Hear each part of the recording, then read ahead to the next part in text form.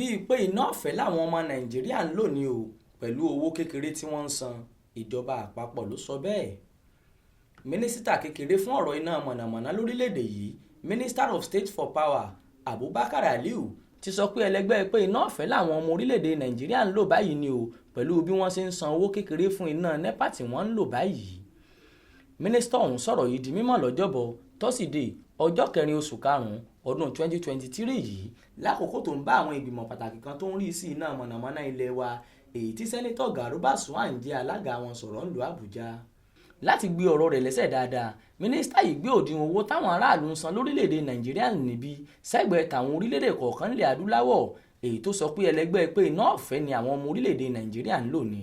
Ó ní owó tí kò pé kọ́bọ̀ kan, nǹkan bíi sẹ́ǹtì 15 15 cents owó ilẹ̀ òkèrè làwọn ọmọ ilẹ̀ wa ń san.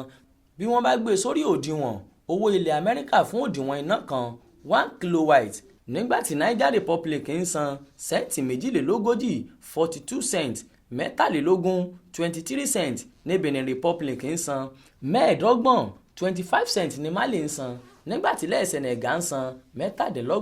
27 cents. Ó ní pẹ̀lú pé owó táwọn ọmọ orílẹ̀-èdè wa ń san kò tó nǹkan rárá, síbẹ̀ ọ̀pọ̀ lára àwọn aráàlú ni kì í fẹ́ san owó iná rárá fún àwọn NEPA. Ó ní èyí ló fà á táwọn aláṣẹ ìjọba ilẹ̀ yìí sì tú ọwọ́ ẹ̀ka iléeṣẹ́ mọ̀nàmọ́ná kan tó ń fún ìpínlẹ̀ Kano pẹ̀lú Kaduna níná kúrò lára òpó iná tó ń fún gbogbo ìpínlẹ̀ níná mọ̀nàmọ́ná ńlẹ̀ wa, táwọn ìpínlẹ̀ méjèèjì náà sì wà nínú òkùnkùn fún àìmọye ọjọ́. Yàtọ̀ sáwọn aráàlú kọ̀ọ̀kan tí wọn kì í fẹ́ sanwó iná rárá fún iléeṣẹ́ NEPA ilẹ̀ wa, ọ̀pọ̀ lára àwọn iléeṣẹ́ ìjọba kọ̀ọ̀kan ni wọn kì í fẹ́ sanwó iná NEPA, pàápàá jùlọ àwọn iléeṣẹ́ ológun ilẹ̀ wa gbogbo. Ìgbàgbọ́ wọn ni pé àwọn aláṣẹ ìjọba ilẹ̀ yìí làwọn ń ṣiṣẹ́ fún, kò yẹ rárá kí iléeṣẹ́ NEPA tó máa gbowó nǹkan kan lọ́wọ́ àwọn ọmọ rárá.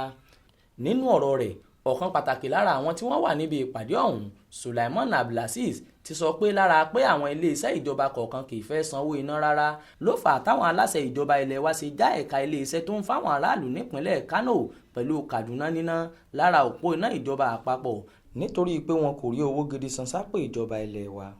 Nínú ọ̀rọ̀ tiẹ̀, alága ìgbìmọ̀ ọ̀hún, sẹ́nitọ̀ Zuwan àtàwọn ọmọ ìgbìmọ̀ bíi sẹ́nitọ̀ Yusuf Abubakar àtàwọn mìíràn tí wọ́n fẹnu kò pé káwọn aláṣẹ ìjọba ilẹ̀ wa máa yọ owó iná iléeṣẹ́ ìjọba gbogbo, pàápàá jùlọ àwọn iléeṣẹ́ ológun ilẹ̀ wa tí kì í fẹ́ sanwó iná wọn nínú owó tí wọ́n ń gbà lọ́wọ́ ìjọba àpapọ̀ látọ̀dọ̀ mínísítà fún ètò ọrọ̀ ajé ilẹ̀ wa kó tó di pé wọ́n san owó ọ̀hún fún wọn rárá. Adéwálé Adéoyè ló ṣàkójọpọ̀ ìròyìn fún iléeṣẹ́ tẹlifíṣàn Aláròyé online. Ismail Adéẹ̀yọ̀ ló kà á sétígbọ̀ọ́ yín.